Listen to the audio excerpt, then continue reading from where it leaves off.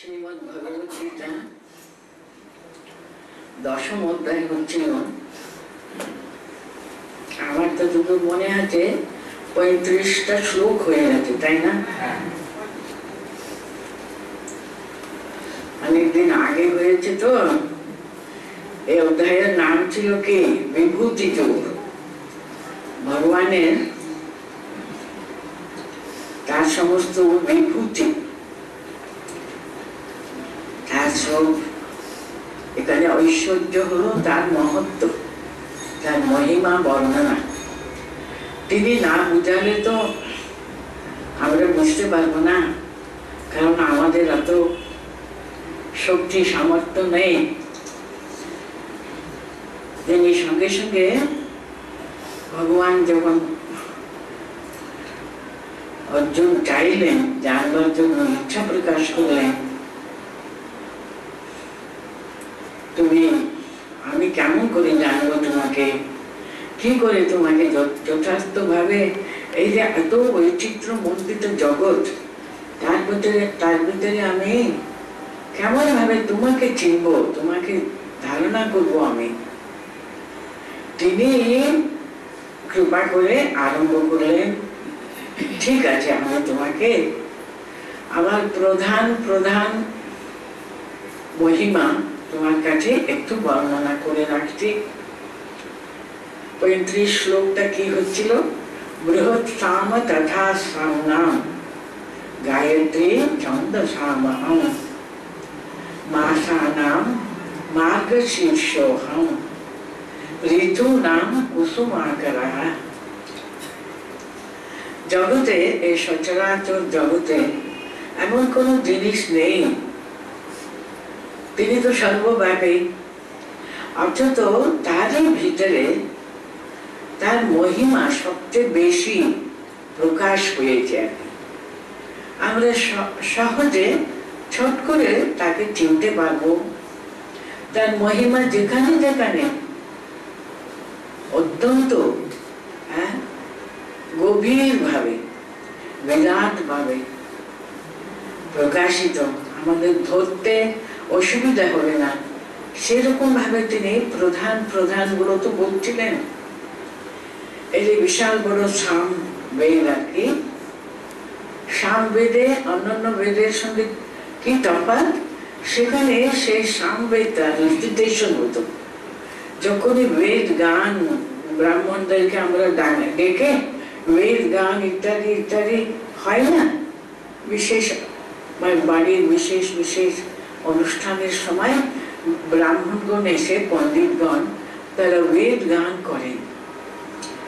Usually অন্য কোনো বেদ থেকে পাঠ হয় না, সাম বেদ থেকে কিন্তু, কারণ সেটা এমন ছন্দবদ্ধভাবে গান করতে পারে, তার জন্য তার স্কেল গুলো ঠিক করা আছে।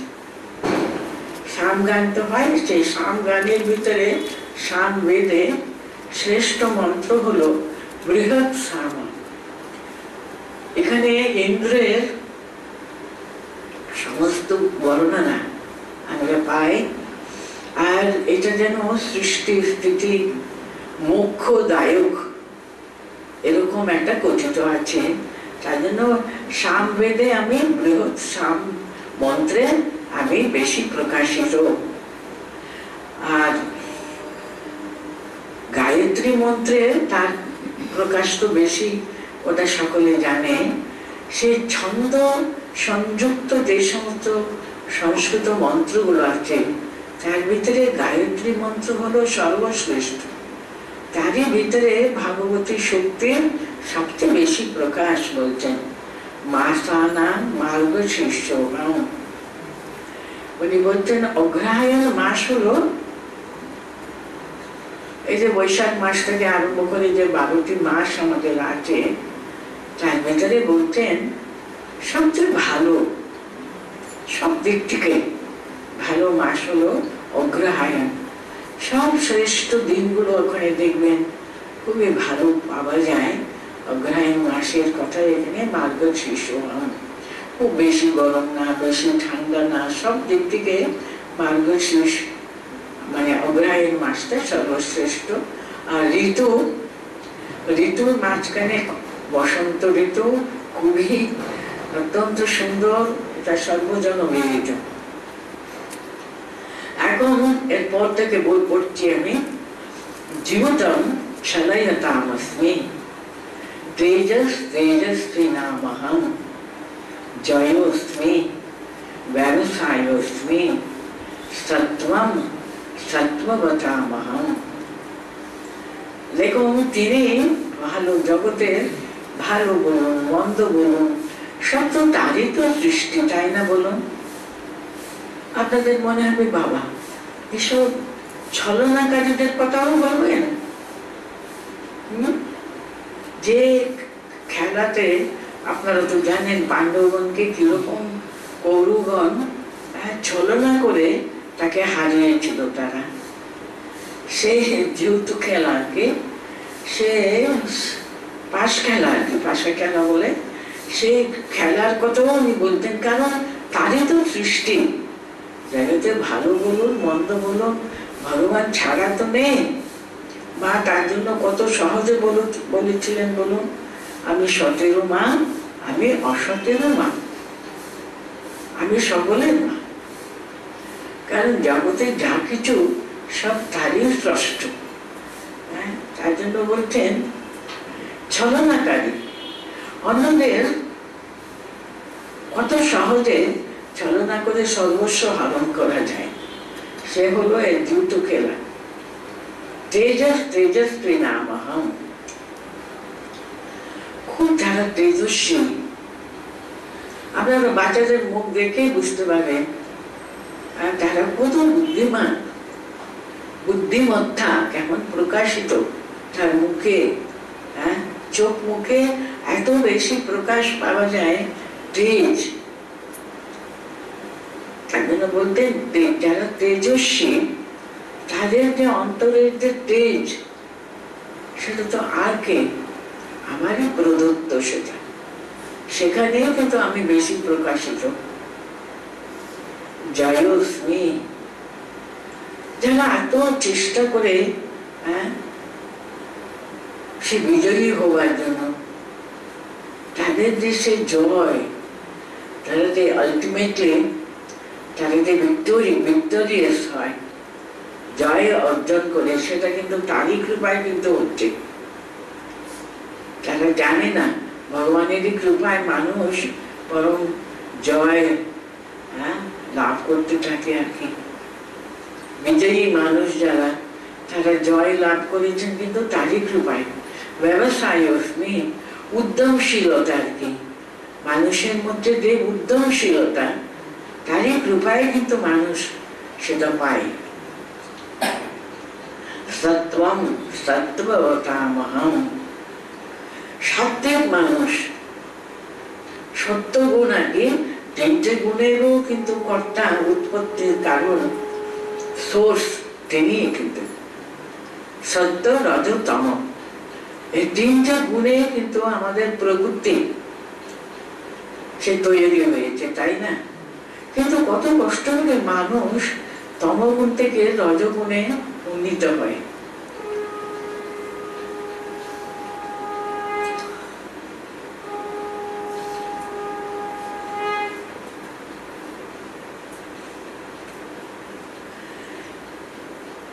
তারপর সেই রজগুণ থেকে সত্যগুণে যেন এটা এক একটা যেন ধাপ উঠে উঠে সে পরম সেটা ছাটে গিয়ে পৌঁছানো যায়। সেখান থেকে তাকে পাওয়া কোনো বেশি অসুবিধা হবে না। সত্যগুণে পৌঁছে গেলে তিনি তো গুণাতীতা, ঈশ্বর হলেন সমস্ত গুণের পারে।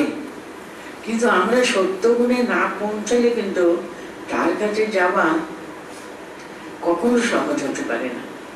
তার জন্য সত্যবতাম আহম, সাত্ত্বিক যারা পুরুষগণ, মানুষ আর কি, সাত্ত্বিক মানুষের অন্তর্নিহিত সত্য, সেই সত্য গুণের প্রকাশ আমারই কৃপাতে কিন্তু হয়ে থাকে। তার জন্য বলছেন সত্ত্বম সত্ত্ববতামহম। তাহলে কি হলো? জীবতম ছলয়তামস্মি, এই ছলনকারী যারা, তাদের মধ্যে দুটো খেলা হলো, তাকে বলে রাজ খেলা। বিশেষ করে ক্ষত্রিয়গণকে কিন্তু সেই যদি কেউ অফার করে, এই তোমাকে কিন্তু আমার সঙ্গে এটা খেলতে হবে, তারা কিন্তু সহজে না বলতে পারবেনি না।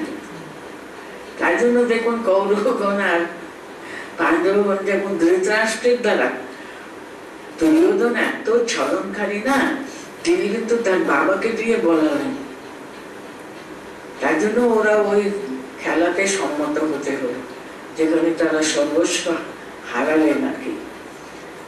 যুতম ছলয়তামস্মি তেজস্বী নামহম জয়োস্মি ব্যবসায়োস্মি সত্ত্বম সত্ত্ববতামহম वृष्णीनां वासुदेवोऽस्मि पाण्डवानां धनञ्जयः मुनीनामप्यहं व्यासः कवीनां उशना कविः। वृष्णि वंश তার আরেকটি নাম হলো যদু বংশ আর কি,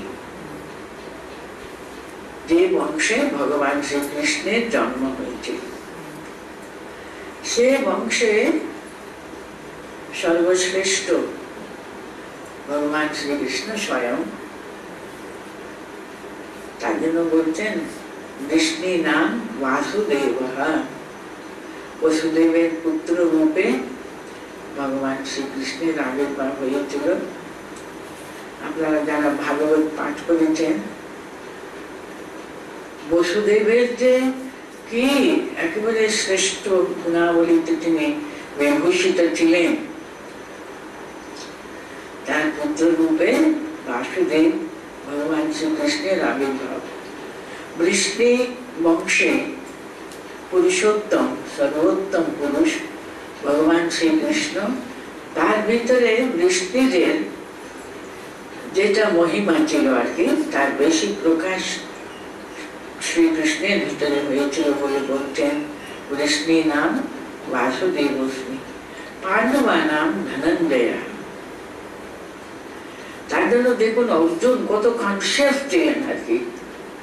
আমরা দেখলাম না প্রথম অধ্যায়ে কি দেখলাম, উনি দুঃখে বলতেন বাবা বাবা আমার সঙ্গে যুদ্ধ করতে এত সাহস হয়েছে এদের, দেখবো তো আমি সকলকে দেখবো, আমাকে একেবারে সেনায়োর উভয়োর মধ্যে স্থাপয়মেরতম বলে তিনি শ্রীকৃষ্ণকে অর্ডার করলেন, দুটো সৈন্যের মাঝখানে আমাকে ঘাট করাবে কেন? যাবদেতান নিরীক্ষেহম যুদ্ধ কামান অবস্থিতম, আমি একটু দেখতে চাই তো এত বড় স্পর্ধা কার আছে আমার সঙ্গে যুদ্ধ করতে। তখন আমাদের মনে কেমন লাগলো না? আচ্ছা, উনি নিজেকে সবসময় মনে করছেন তিনি একেবারে পরম শ্রেষ্ঠ পাণ্ডবদের ভিতরে, কারণ তার দাদা তো যুধিষ্ঠির, ভীম, এরা দুজনে কিন্তু তার চেয়ে বড় না। ওদের আমাদের সঙ্গে ঘাড়া যুদ্ধ করতে এসছে বলছে না কিন্তু আমার সঙ্গে, কারণ তিনি জানতেন পাণ্ডবদের মধ্যে সর্বশ্রেষ্ঠ হলেন ধনঞ্জয়।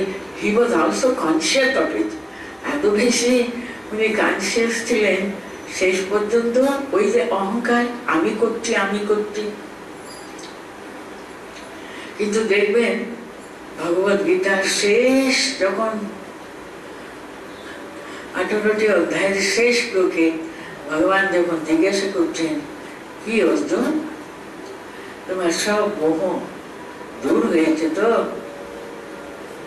তখন অর্জুন কিরকম একেবারে তখন সত্যি সত্যি তার যে ওই যে দৃষ্টতা, তার যে অন্তরে আমি সর্বশ্রেষ্ঠ, আমি সব পারি, সমস্ত মুছে গেছে তার কৃপায়। দেখুন ভগবানের কৃপায় সব মুছে গেছিল, বলছেন তোমার কৃপায় নষ্ট মোহ স্মৃতি লব্ধবা তৎ প্রসাদাৎ ময়াঞ্চিত হচ্ছে। তোমার কৃপায় আমার সমস্ত মোহ, আমার সব অহংকার, যে আমি এই অহংকারটা সম্পূর্ণ মুছে গেছে। আমি এখন ঠিক বুঝি তুমি যেমনটি বলবে তাই করব। আমি তোমার অনুসরণ করতে আমি প্রস্তুত। আমি জানি আমি কর্তা নয়, না হও না হও তহু তহু। ঠাকুর বলতেন না এই কথাগুলো? কত সহজে বলে দিচ্ছেন। দেখুন ঠাকুর সমস্ত ধর্মের মূল মন্ত্রই হলো না হও না হও তহু তহু। তুমি, তোমার কৃপা, তুমি যেমন চালাবে তাই তো চলবো আমি। আমার আবার কি আছে? কিছু নেই। অর্জুনের সেই জ্ঞানটা কিন্তু প্রস্ফুটিত হয়েছিল ভগবানের কৃপায়। সে বলতেন পাণ্ডবানাং ধনঞ্জয় মুনীনাম অপি অহম বাসঃ ব্যাসঃ। মুনি মানে বেদ বেদান্ত আর কি, আমাদের যেসব শাস্ত্র আছে তার অন্তর্নিহিত মর্মার্থটাকে সদা সর্বদা মনন করে মুনি নাম। মননশীল। কি মনন করেন তারা সর্বদা? তারা তো শ্রেষ্ঠ পণ্ডিত, তারা তো শাস্ত্রবিদ। শাস্ত্রের যে অন্তর্নিহিত সে মর্মার্থটা তারা উপলব্ধি করেছে। সদা সর্বদা তারা সেটা তার ভিতরে যেন অধিষ্ঠিত হয়ে আছে। তারাই কিন্তু মুনিগণ। এই মুনিদের মধ্যে কিন্তু অহম ব্যাসঃ। কেন ব্যাসের নাম করছেন উনি? কারণ ব্যাস কিন্তু ভগবানেরই অংশে। ভগবানের ভাগবতে কিন্তু একেবারে ভগবানের অবতার বলা হয়।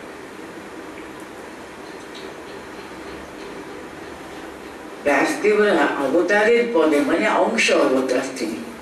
কেন উনি অবতীর্ণ হয়েছিলেন ব্যাসরূপে?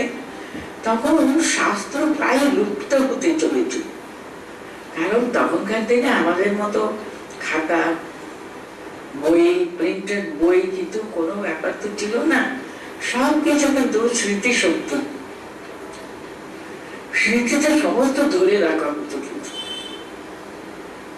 কিন্তু মানুষ তো রক্ত মাংসের মানুষের স্মৃতি আস্তে আস্তে দেখুন দ্বাপরের শেষে থার্ড কিন্তু প্রথম হলো সত্য যুগ, ত্রেতা যুগ আর দ্বাপর যুগ। আর দ্বাপরের একেবারে শেষ দিকে হলো মহাভারতের সময়। মানুষের সামর্থ্য আর কি, ইন্টেলিজেন্স, বুদ্ধিমত্তা অনেকটা আস্তে আস্তে কমে আসছে। সবটা ধরে রাখতে পারছে না। সত্যি সত্যি ঋষি মুনিরা শিষ্যদেরকে পড়াচ্ছেন, সবই তো তারা বলে যাচ্ছেন, এরা কিন্তু তাদের স্মৃতিতে সেসব ধরে রাখতে হতো। সেই সংখ্যাটা কমে যাচ্ছে যারা ধরে রাখতে পারছে। তাই জন্য শাস্ত্র অধিকাংশে নষ্ট হতে চলেছিল। কারণটা ছিল চারটে বেদ হিসেবে ভাগ করা ছিল না, ওটা ব্যাস করলেন। আগে কিন্তু বেদ ছিল অখণ্ড বেদ। ভেবে দেখুন সমস্ত বেদ কিন্তু একটি বই রূপে ছিল। তিনি বেদ বিভাগ করলেন আর বিভিন্ন বিভিন্ন ঋষিদের উপরে ভাগ দিলেন। শুধু কি চারটে ভাগ? উনি তারও ভিতরে অনেক ছোট ছোট ছোট ভাগ করে দিয়ে বিভিন্ন, এটা কিরকম একটা ফ্যামিলি, তারা দেখবেন ওটা ধরে রাখবেন। ওই অংশ কিন্তু ওরাই ধরে রাখবেন, ওরাই তার শিষ্যদের তৈরি করবেন। তাহলে এত বিরাট বেদ সব মুখস্থ করতে হবে না, মনে রাখতে হবে না, ওই অংশটা তার ধরে রাখবে। কত কত কত তিনি আলাদা আলাদা ভাবে করে অনেক অনেক ফ্যামিলিদের উপরে ভাগ দিয়ে দিলেন। এটা তোমাদের দায়িত্ব, কিন্তু তোমরা এটা ধরে রাখবে। তোমার গ্রুপ এইটাই করে, তোমরা বংশ পরম্পরা ভাবে এটাই ধরে রাখবে। এইভাবে তিনি বেদ বিভাগ করে বেদটা রক্ষা করেছেন। শুধু কি তাই, বেদের অংশগুলো এত কঠিন, এত গহন, ইট ইজ সো অ্যাবস্ট্রাক্ট আর কি জিনিসটা, ওখানে কোনো মনে রাখাটা এত সহজ ব্যাপার ছিল না। উনি সেটা কি করলেন, কিছু গল্প আকারে, এই যে পুরাণ 18টি পুরাণ তিনি তৈরি করলেন, বুঝলেন, আমাদের বেদ ব্যাসে কিন্তু করেছিলেন। অষ্টাদশ পুরাণ কে বলা হয় অক্ষয় জ্ঞানের ভান্ডার, সমস্ত কিন্তু রচনা করেছিলেন ব্যাস। কিন্তু মানে সাধারণ মানুষ, ওরা বেদের সে গহন তত্ত্বগুলো কিন্তু ধরে রাখাটা এত সাধারণ ব্যাপার না, খুবই শুধু প্রতিভা ব্যাপার না, স্মৃতিশক্তি আছে, সেটা ঠিকঠাক ভাবে সেটা তার গুরু পরম্পরা হিসেবে সকলকে বোধগম্য করে বোঝানো এত সোজা কি? তাই জন্য উনি থ্রু সাম স্টোরি যাতে সাধারণ মানুষও ধরে নিতে পারে তার মানেটা, এইভাবে করা। শেষে উনি মহাভারত রচনা করলেন। পুরাণদের মাঝখানে সর্বশ্রেষ্ঠ পুরাণ ভাগবত কিন্তু তারই লেখা। ভাগবতে কিন্তু বেদ ব্যাসের অনেক অনেক কাহিনী আছে। কারো কারোর মতে বিষ্ণু পুরাণে বিশেষ করে এটা উল্লেখ আছে, কারণ এই যে এত বড় কাজ উনি করলেন সেটা কিন্তু একটা যুগের ব্যাপারই নয়, অনেক অনেক সময় লেগেছিল, কিন্তু অনেক অঞ্চলের মানে এ আছে মাঝখানে। তাই জন্য ওরা বলে একজন ব্যাস না, বিষ্ণু পুরাণে 28 জন ব্যাসের কথা বলা হয়েছে। বিষ্ণু পুরাণ কিরকম উল্লেখ করেছে, একই ব্যাস বারে বারে বারে জন্মগ্রহণ করে কাজটা উনি সম্পন্ন করেছিলেন। এটাকে লেখা আছে এত ডিটেল, আমি শুধু বললাম। একই ব্যাস যে বেদ বিভাগ করা, পুরাণ 18টি পুরাণ রচনা করা, তারপরে আরো সবচেয়ে বড় ওনার অবদান হলো ব্রহ্মসূত্র কিন্তু তিনি রচনা করলেন। সমস্ত বেদান্তের দর্শনকে তিনি সূত্রাকারে কিন্তু ব্রহ্মসূত্র, তাকে বেদান্ত সূত্রও বলা। কত যে ওই যে ছোট্ট এক একটা সূত্র, মানে এক একটা অক্ষরের ভিতরে 10টা ভলিউম লেখা নেয়, এত মানেগুলো ভিতরে ঢুকিয়ে ঢুকিয়ে যত ছোট করে নেয় সূত্রাকারে ব্রহ্মসূত্র, সেটা কিন্তু তারই রচনা। এসবগুলো বেদব্যাস করেছিলেন। তার জন্য এখানে বলছেন মুনি নাম অতি অহম ব্যাসঃ কবি নাম উষনা কবি, তত্ত্বদর্শী সত্যদর্শী হলেন কবি। উষনা কবি মানে শুক্রাচার্য, যিনি দানবদের আচার্য ছিলেন, দানব আচার্য যিনি শুক্রাচার্য হলেন উষনা কবি। কিন্তু এইভাবে উনি শ্রেষ্ঠ প্রকাশটা, ভাগবতী শক্তির শ্রেষ্ঠ প্রকাশ কার কাদের ভিতরে আছে সেটা বলতে গিয়ে বৃষ্টি নাম বাসুদেবস্মি, পাণ্ডবা নাম ধনঞ্জয়, মুনি নাম অপি অহম ব্যাসঃ, মুনি নাম অপ্যহম ব্যাসঃ, কবি নাম উষনা কবি বললেন। দণ্ডো গময়তামস্মি নেতিরস্মি জিগীষতাম, মৌনম চৈবাস্মি গুহ্যানাম জ্ঞানম জ্ঞানবতামহম। সব কথাগুলো সেটাই, তার শ্রেষ্ঠ প্রকাশ ভগবানের ঈশ্বরী প্রকাশ, ঐশ্বরী প্রকাশ সবচেয়ে বেশি কোথায়? দময়তামস্মি, যারা দমনকারী, শাসনকর্তা আর কি, তারা কিন্তু শাস্তি দিতেই হবে। অন্যায় করবে শাস্তি দেবে না, তারা কিন্তু শাসন করে, তারা শাসন, উনি বলতেন দময়তামস্মি, তারা শাসনকর্তা। তারা যদি মানুষকে ঠিক ভাবে পরিচালনা করতে গেলে শাসন করাটা খুব দরকার, শাস্তি খুবই প্রয়োজন। যারা শাসনকর্তা তাদের কাছে কিন্তু দণ্ড একটা ভয় দেখানো, একটা শাস্তির একটা ভয়। সমাজকে সঠিকভাবে আমরা পরিচালনা করতে গেলে যারা শাসনকর্তারা থাকে সেখানে শাস্তি দেবাকে ওর একটা বিভাগ থাকাটা খুবই প্রয়োজন। সেটা বলতেন দান্ডা আমি, কিন্তু যথাযথ মানুষ অন্যায়ের তার প্রতিবাদ হিসেবে শাস্তি দেওয়া, তার ভিতরে কিন্তু আমারই শক্তির প্রকাশিত। দান্ডাহা দময়তাম अस्मि নীতিরশ্মি জিজ্ঞেসতাম। তোমরা জয় লাভ করতে চাও, জিজ্ঞেসতা মানে যারা জয় লাভ করবার জন্য, যারা হয়তো কোনো সৈন্য পরিচালনা করবার জন্য বেরিয়েছেন, তাদের কিন্তু নীতি কি নীতি হওয়া উচিত। আমি কিন্তু তাদের নীতি, আমাদের প্রসিদ্ধ নীতি হিসেবে 4টে কথা বলা হয়েছে না, সাম, গান, ভেদ আর দণ্ড বলে।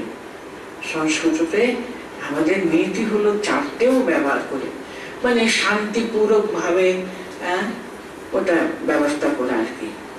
তা না হলে কিছু ওদেরকে ব্রাইব দেওয়া হয়, কিংবা কিছু টাকা দিয়ে সেটা মিটমাট করবার ব্যবস্থা করাও একটা আছে গান। মানে ওদের ভিতরে কত রকমের জটিলতার সৃষ্টি করে এসব রাজনীতির ব্যাপারগুলো আর কি। নীতি বলতে রাজনীতি, শাসন নীতি, এসবগুলো। আর শেষে হলো দণ্ড, শাস্তি দেওয়া, যুদ্ধ করা। সেখানে কত মানুষ মরবে, কত কি হবে, সেটা তো পেতেই হবে। ওরা অন্যায় করেছে, যারা আক্রমণ করেছে তারা যুদ্ধে মরবে, সেটা তো যুদ্ধ হলে তাই হতো। মানে সবগুলো সাম, দান, বেদ, দণ্ড 4টেও কিন্তু নীতি। যারা ভিক্টোরি চাইছে আর কি, সবাই উপরে তারা জয় করে রাজ্যটা অনেক বড় ভদ্র সুভদ্র করবার চেষ্টা করছে। ওদের নীতি হলো আমি নিজেকে রক্ষণাবেক্ষণ করতে গেলে সবগুলো শাসন ব্যবস্থা নীতি একটা থাকার দরকার। তো সেখানে মৌনম চেয়াস্মি গুহ্যানাম, যারা গোপন করতে চায় সবসময় নীতি, একটা রাজনীতিতে সব ব্যাপার কিন্তু বাইরে পাবলিশ করা চলে না আর কি, গোপন করে। গোপন করবার সবচেয়ে বড় নীতি হলো চুপ করে থাকা, ওটা কিছুতেই প্রকাশ করে না আর কি। মৌনম চাবস্তি মৌনম চৈবাস্মি গুহ্যানাম জ্ঞানবতামহং। জ্ঞানীগণের মধ্যে আমি তাদের অন্তর্নিহিত জ্ঞান, সে পরম জ্ঞান, আত্মজ্ঞানে তারা উজ্জ্বল হয়ে থাকে। সেই জ্ঞানবতাম অহম জ্ঞানম। তাহলে কি হলো, দণ্ড দময়তাম अस्मि নীতিরশ্মি জিগীষতাম মৌনম চৈবাস্মি গুহ্যানাম জ্ঞানবতাম अस्मि। এই বলে তিনি এবার কনক্লুশনে চলে যাচ্ছেন। यच्चाप्य सर्वभूतानां बीजं तदहम् अर्जुन न तदस्ति विना यत् स्यान्मया भूतं चराचरम्। দেখুন এসব শ্লোকগুলো খুবই খুবই তত্ত্ব প্রধান। এখানে বলছেন, হে অর্জুন, यच्चा अपि মানে সব কিছু, যা কিছু আমরা জগতে দেখতে পাচ্ছি, সর্বভূতানাম ইচ্ছাপি সর্বভূতানাম, সমস্ত জীব জন্তু চরাচর সব কিছু আহম তৎ আহম বেদম, সমস্ত কিছুর মূলে কিন্তু আমি। আমাদের শাস্ত্র কিন্তু তাই বলে। জগতে তখন শুধু পরব্রহ্ম স্বয়ং বিরাজ করছিলেন, তিনি ইচ্ছা করলেন বহু হবো, তার জন্য সৃষ্টি কিন্তু আরম্ভ হল। তাহলে জগতের সবচেয়ে আগে সমস্ত জগৎ পরিব্যাপ্ত করে সেই একটা মহা সত্য মাত্র বিরাজ করছিল, সেই পরব্রহ্ম স্বয়ং বিরাজ করছিলেন। তিনি তার ইচ্ছায় কিন্তু সৃষ্টিটা আরম্ভ। তার জন্য এখানে যে বলছেন, তুমি এটা মনে রাখবে,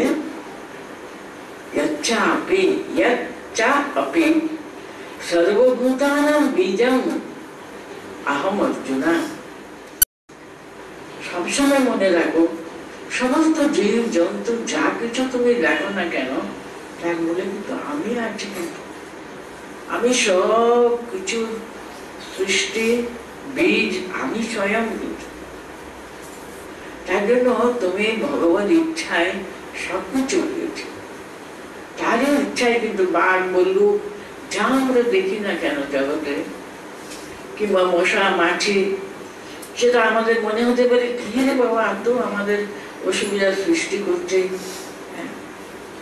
কিন্তু সবকিছু তার মানে আমরা নিজেকে রক্ষা করবো না তা উনি বলেনি।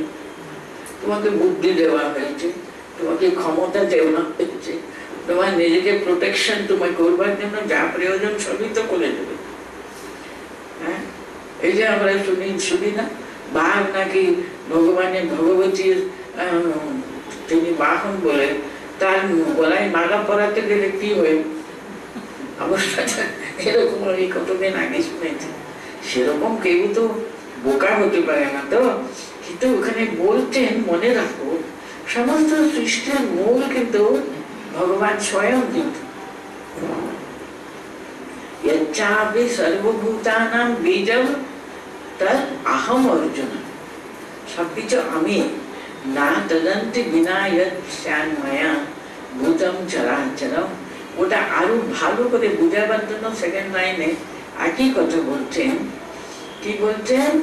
মায়া মায়া বিনা না তদস্তি। আমি ছাড়া জগতে এই যে চরাচর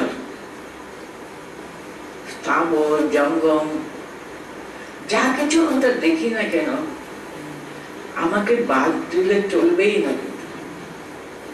আমি সর্বব্যাপী, সমস্ত জগৎকে আমি পরিব্যাপ্ত করে রয়েছি।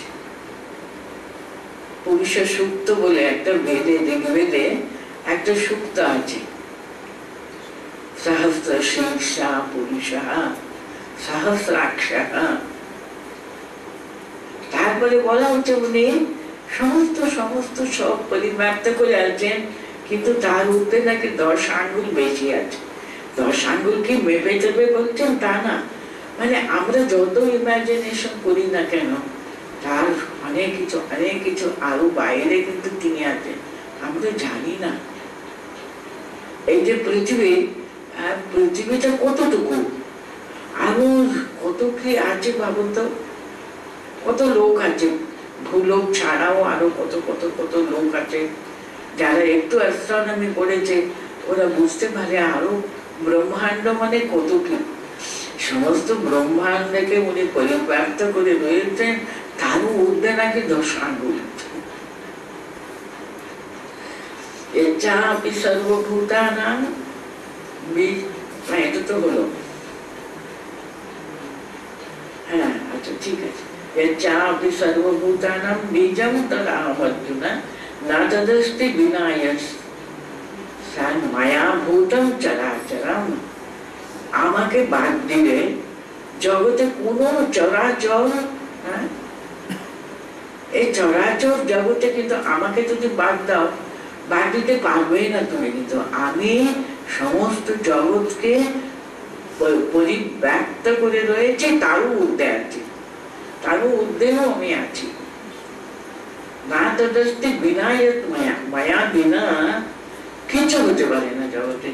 কারণ তার মানে আমি সমস্ত জগৎকে চরাচর সবাইকে কিন্তু আমি একেবারে জগৎকে পরিব্যাপ্ত করে, আমি ছাড়া জগতে এমন কোন পদার্থ নাই, কিন্তু সব আমার দ্বারাই কিন্তু ব্যক্ত পরিব্যাপ্ত করে আছে। সে একই কথা উনি বারে বারে আর সমস্ত এর পরে 2-3 শ্লোকেও বলতেন লান্তস্তি মম দিব্যানাম বিভূতিনাম পরন্তপন। হে পরন্তপন, মম দিব্যানাম বিভূতিনাম না অন্তঃ অস্তি। কি সরল সংস্কৃত দেখুন। হে অর্জুন, অর্জুনের তো কত নাম, তো পরন্তপা ওনার এই নাম। পরন্তপা মানেটা কি? যে শত্রুদের উনি এত কষ্ট দিতে পারেন, শত্রুদের উপরে উনি এমন ভাবে হামলা করতে পারেন। পরন্তপহা, হে পরন্তপ, হে অর্জুন, বলতেন মামা দিব্যানাম বিভূতিনাম অন্তঃ নাস্তি। তুমি যে আমাকে রিকোয়েস্ট করেছিলে, আমাকে বলেছিলে, অনুযোগ করেছিলে, কি অনুরোধ করেছিলে, তোমার বিভূতি একটু আমাকে বলবে, আমি তো কিছু বুঝতে পারছি না তোমার, তার জন্য আমি চেষ্টা করলাম তোমাকে একটু কিছু জানাবার জন্য। কিন্তু সেটা কিন্তু তুমি ওটাই আমার শেষ কথা বলে বুঝে নিলে কিন্তু ভুল হবে, কারণ আমার বিভূতির কোনো শেষ নেই। কিন্তু আমি যেটা তোমাকে বললাম, পরের লাইনে বলছেন এইসব উদ্দেশ্যতঃ প্রোক্ত বিভূতির বিস্তরো ময়া। বলছেন এইসা তু উদ্দেশ্যতঃ বিস্তরো ময়া, বিভূতিনা বিস্তরো ময়া প্রোক্ত। আমি যে এখন তোমাকে বললাম ওটা খুব সংক্ষেপ ভাবে আমি বলেছি। বিভূতির বর্ণনা আমি নিজেও কতক্ষণ ধরে করলেও কিন্তু সেটা শেষ করতে পারবো না, তুমিও সেটা ধারণা করতে পারবো না, কারণ আরো কিছু বাকি থেকেই যাবে। তার জন্য তোমাকে আমি প্রধানত আগে বলেছিলাম, আমি তোমাকে প্রধান প্রধান কথাগুলো বলে দেব। তার জন্য বলছেন এখানে তোমার কাছে সেই উদ্দেশ্যে যেগুলো যাতে তুমি একটু ধরতে পারো, একটু ধারণা করতে পারো, একটু বুঝতে পারো, সেটুকু আমি যেটুকু বললে হয় না সেটুকু তোমাকে বললাম, সংক্ষেপে বললাম। বিভূতির বিস্তরো ময়া উদ্দেশ্যতঃ এষা প্রোক্ত। যা আমি বললাম এখানে সেটা তাতে তোমাকে একটু ছোট করে সবকিছু ভালো করে বোঝাবার জন্য আমি চেষ্টা করলাম। কেন চেষ্টা করলেন বলতেন, দেখো আমি বলতেই থাকবো, সেটা শেষ হবে না। আর একটা কথা বলে দিয়ে উনি শেষ করে দিচ্ছেন, যদ্যদ বিভূতি সত্ত্বম শ্রীমদ উজ্জিতমেব বা তত্তদেবাবগচ্ছত্বম মম তেজো অংশ সম্ভবম। এটা হলো সমস্ত কিছুর একটা জিস্ট এখানে বলে দিচ্ছেন। বিভূতি যোগের একটা সারাংশ এই শ্লোকের মধ্যে বলে দিচ্ছেন। কি বলছেন? মত বিভূতি মত বিভূতি মত তত্ত্বম শ্রীমৎ উজ্জিতমেব বা ইয়দ ইয়দ মত বিভূতি তত্ত্বম শ্রীমৎ উজ্জিতমেব বা। বিভূতি যেখানে যেখানে তুমি মানুষের মধ্যে কি কি দেখবে, একটা খুব খুব সম্পদযুক্ত, ঐশ্বর্যযুক্ত এমন একটা সত্তা তুমি দেখতে পাবে, একটা গুণের একটা বিশেষত্ব তার ভিতরে আছে। শ্রীমণ্ডিত, শ্রী সম্পন্ন, এমন একটা তার ব্যবহার এত সুন্দর, এত শ্রীযুক্ত, শ্রীমৎ, আর বিভূতি মেয়ে বাবা, মানে খুব প্রভাবশালী। কি ওর একটা কথায় মানুষ সঙ্গে সঙ্গে কনভিন্স হয়ে যায়, বুঝে নেবে, এত বুদ্ধিমত্তা, বুদ্ধির প্রকাশ। এইসবগুলো কিন্তু যেখানে যেখানে যে মানুষের ভিতরে তুমি দেখবে, যদ্যদ মত বিভূতি সত্ত্বম শ্রীমৎ উজ্জিতমেব বা। বিভূতি মত সত্ত্বম শ্রীমৎ আর উজ্জিতমেব বা, তিনটে সুন্দর কথাগুলো বললেন, যাদের ভিতরে কোনে ওরা সবকিছু সম্পন্ন যুক্ত হয়ে আছে। শুধু টাকা পয়সা অনেক আছে তা না, সে টাকাটা কেমন ব্যবহার করতে হবে ওরা জানে, সে টাকাকে একেবারে উচিত ভাবে ব্যবহার করতেও তারা জানে, খুবই সমস্ত যে কাজ ওরা করবে অত্যন্ত সুন্দরভাবে শ্রীমণ্ডিতভাবে করতে জানে। আর এত তার কথায় এত শক্তি, তার এত একটা কথায় সব মানুষ শুনতে যেন বাধ্য হয়ে যায়। ও যেন নিজের জন্ম থেকে সে অধিকার নিয়ে জন্মেছে মনে হয়, সেরকম একটা শ্রীমন্ত, শ্রী সম্পন্ন তিনি, খুবই শক্তি। শুধু শক্তি মানে ও অনেক কিছু বড় পোস্টে আছে, চাকরিতে আছে, তার জন্য সেই শক্তি পেয়েছে তা না, নিজের এমন একটা প্রতিভা, এত প্রতিভা যুক্ত, যেখানে যেখানে দেখবে তুমি তত্র দেবাবগচ্ছত্বম মম তেজো অংশ সম্ভবম। সবার ভিতরে কিন্তু আমার তেজ, আমার শক্তি, আমার শ্রী, তারই একটা প্রকাশ তুমি জেনে নেবে। যেখানে যেখানে যার ভিতরে কেউ সুন্দর গান করতে জানে, কেউ সুন্দর কথা বলতে জানে, সব শক্তি কিন্তু ভগবানেরই প্রদত্ত শক্তি, কিন্তু ভগবত শক্তিরই প্রকাশ হয়ে থাকে। এরকম ভাবে যিনি সেই শক্তি যুক্ত হয়ে আছেন তাকেও সবসময় ভাবতে হবে তিনি দিয়েছেন, তার কৃপায় কিন্তু আমি এসব শক্তিটা ব্যবহার করতে শিখেছি, জানি। আমি কি জানি? তার কৃপাতে হচ্ছে বাবা, আমি কিছু না। ঠাকুর এই কথা আমি আগেই বলেছি, না হম না হম তুমি আছো, তুমি করাচ্ছ, আমি করছি, তুমি বলাচ্ছ, আমি বলছি। এই যে ভাব সবসময় তিনি করাচ্ছেন, না হম না হম না, আমি না। এই যে সর্বদা এখানে এত বড় একটা কথাটা ভগবান আমাদের বোঝাচ্ছেন, যা আমাদের ভিতর দিয়ে আমাদের দ্বারা হচ্ছে সেটা ভগবানই কিন্তু আমাদের দিয়ে করাচ্ছে। আমি করছি কোনো সময় যেন আমার ভিতরে যেন না ঢুকে। আর যারা পাচ্ছে তাদেরও মনে যদি এই ভাব থাকলে, তাহলে ভগবানের যে অনুগ্রহ, তার কৃপা, এই যে আমি এক্ষুনি বললাম অর্জুন কেমন সুন্দর বুঝে নিলেন। দেখুন শেষে বলতেন তৎকৃপাত, তোমার কৃপাতে কিন্তু দেখো আমার যে মোহ, আমার অন্তরে যে অজ্ঞান, একটা বিশাল বড় কালো মেঘ যে এমন আবৃত করে রেখেছিল আমার বুদ্ধিকে, সব সরে গেল। কি করে সরে গেল? তোমারই কৃপা, তুমি দয়া করে সরিয়ে দিয়েছ। সে ভগবত কৃপায় কিন্তু সব হচ্ছে। তিনি কৃপা করে আমাদের এই সুযোগ দিচ্ছেন, আমরা সেবা করতে পারছি তারই কৃপায়। সব সময় যদি তাকে স্মরণ মনন করতে পারলে, তাহলে কত সুন্দর হবে।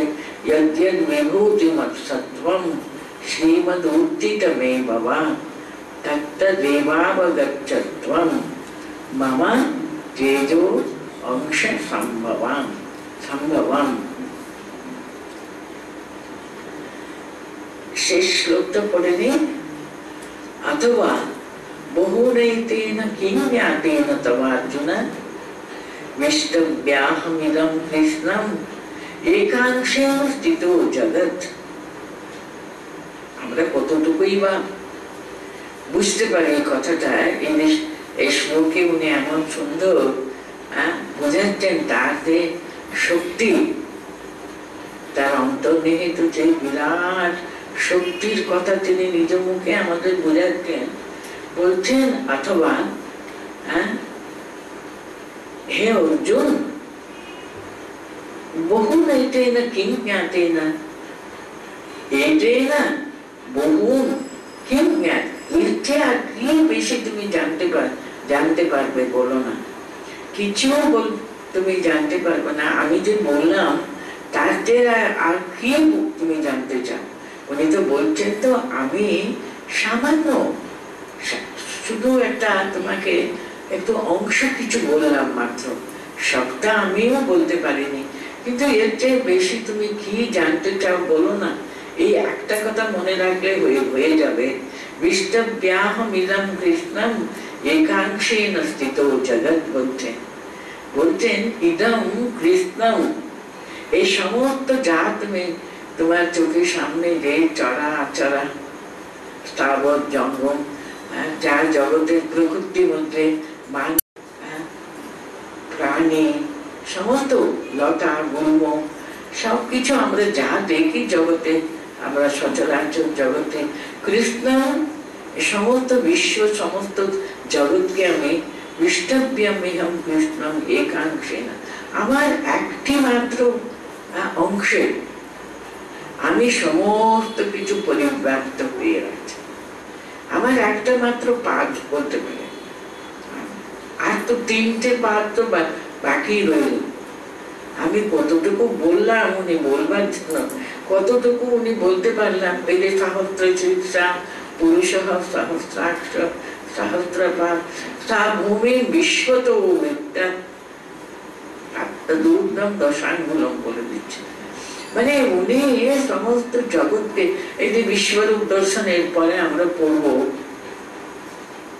সেই বিশ্বরূপ তো তুমি আমাকে দেখলে বুঝতে পারবে। আমি সমস্ত জগৎকে পরিব্যাপ্ত করে আছি, সে তো আর উঠতে কত কি আছে তুমি ধারণাও করতে পারো, জানতে যাবেই বা কেন, এটুকু বুঝো না। আমি সমস্ত জগৎকে পরিব্যাপ্ত করে আছি, সেটা অতি সাধারণ একটু মাত্র। আপনাদের মনে আছে ভাগবতে একটা খুব সুন্দর ঘটনা আছে, যখন ভীষণ ইন্দ্রের পূজাটা উনি বন্ধ করে দিয়েছিলেন। দেখো এই তো আমাদের এই বিরাট বড় গিরি, এই যে পাহাড়, এটা গোবর্ধন, সেই পাহাড়টা মনে বলছে এটা আমাদেরকে এরকম করে আছে বলে না রক্ষা পাচ্ছি আমরা। তোমরা কোথায় ইন্দ্র কি করছেন না করছেন বলে ওর পূজা করবে কেন? আমরা চলো, আমরা সবাই গোবর্ধনের পূজা করলে হয়ে যাবে। এই হতো আমাদের। এখন আমরা এখানে আছি, সেই পাহাড়ের তলায় আমরা আছি বলে এত বড় ঝড় ঝাপড় বৃষ্টি আমাদের রক্ষা করে দিচ্ছে, ইত্যাদি ইত্যাদি। তিনি বাস্তব বুদ্ধিটা দিয়ে পূজা করতে আরম্ভ করলে ইন্দ্রের ভীষণ রাগ হয়ে গেল। আমার যেটা প্রাপ্য উনি এত এরকম করে বন্ধ করে দেবেন বলে এমন সব দৃষ্টি আরম্ভ করলেন। ভগবান নাকি তখন একটা ছোট আঙ্গুল দিয়ে সেই গিরি গোবর্ধনটা উনি ধরে রাখেন।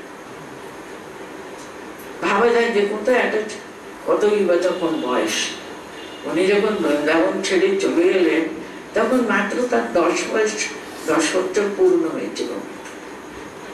সে উনি তার একটা ছোট আঙ্গুল দিয়ে পুরো গোবর্ধন গিরিতে উনি ধরে রাখেন। আমরা মনে করবো এইসব কি সব কাহিনী বলছেন বলে, এই যে এখানে উনি নিজের মুখে বলছেন এত সব কি তোমাকে বলবো, আমার একটা অংশে আমি সমস্ত জগৎকে ধরে আছি, সমস্ত জগৎ এই প্রপঞ্চকে, এই ব্রহ্মাণ্ডকে আমি পরিব্যাপ্ত করে আছি আমার একটি মাত্র অংশে। আর যে 3 ভাগ পুরো বাকি রইল। তুমি এত সব জেনে কি হবে বাবা? তুমি এইটুকু জানো, আমার আমিকে তুমিকে জেনে, যেমন ঠাকুর বলেছেন এত সব জানবার কি আছে? তোমরা আমি তোমাদেরকে জেনে নিয়ে আমার উপরে মনটা রাখবে, তাকে তোমাদের সব সব হয়ে যায়। ভগবানের সন্তান আমরা, তিনি আমাদের আপনজন, তিনি তার সঙ্গে একটা সম্পর্ক আমরা এস্টাবলিশ করে, আমি তোমার সন্তান কিংবা আমি তোমার সখা, তোমার দাস, যে কোনো একটা ভাব মনের ভিতরে তার সঙ্গে একটা আমরা সম্বন্ধ পরিকল্পনা করে সেটা ধরে রাখলে তো হয়ে যাবে। এত শত জেনে বা কি করবে তুমি? সেই কথাই এখানে এত সুন্দর ভাবে উনি বলে শেষ করে দিচ্ছেন। অথবা বহু নৈতেন কিং জ্ঞাতেন তবার্জুন, তুমি এত শত কি জেনে কি করবে অর্জুন?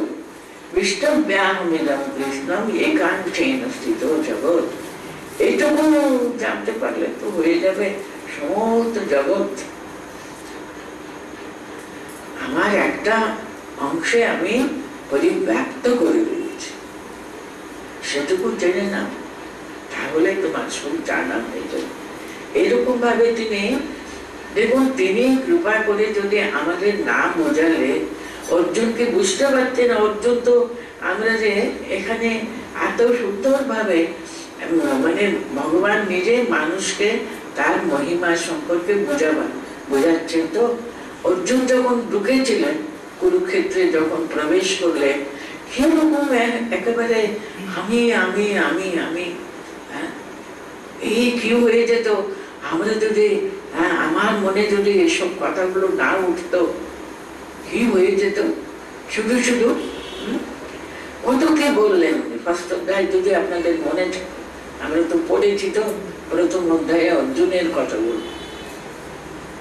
সে অর্জুন আস্তে আস্তে আস্তে বুঝতে পারতেন না হম তুমু তুমু।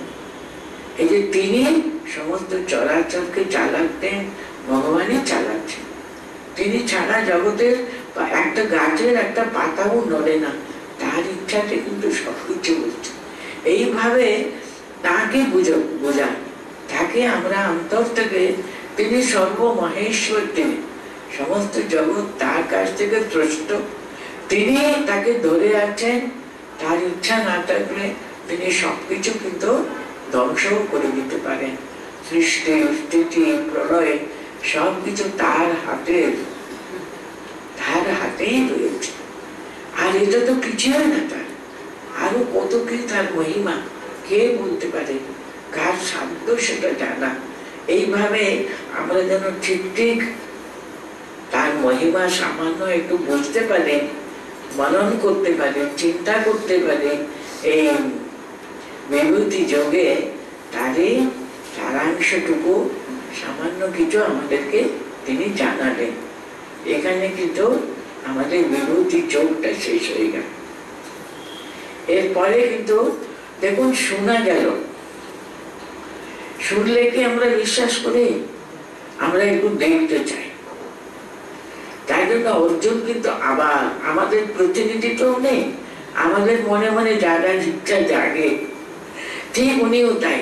আচ্ছা শুনলাম বাবা, একটু দেখতে পাবো না আমি?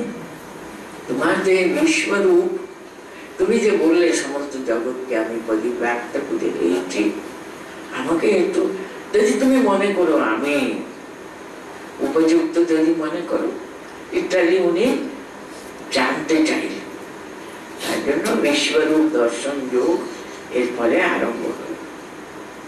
আমি যে কটা শ্লোকগুলো আমরা পড়লাম সেটা পরে শেষ করে দিচ্ছি।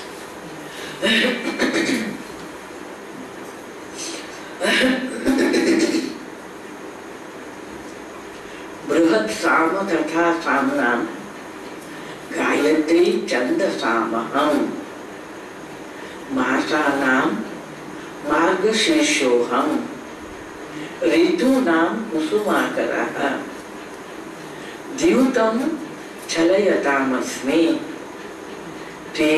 तेजस्विनामहं जयोऽस्मि व्यवसायोऽस्मि सत्वं सत्ववतामहं वृष्णीनां वासुदेवोऽस्मि पाण्डवानां धनञ्जयः मुनीनामप्यहं व्यासः कवीनां उशना कविः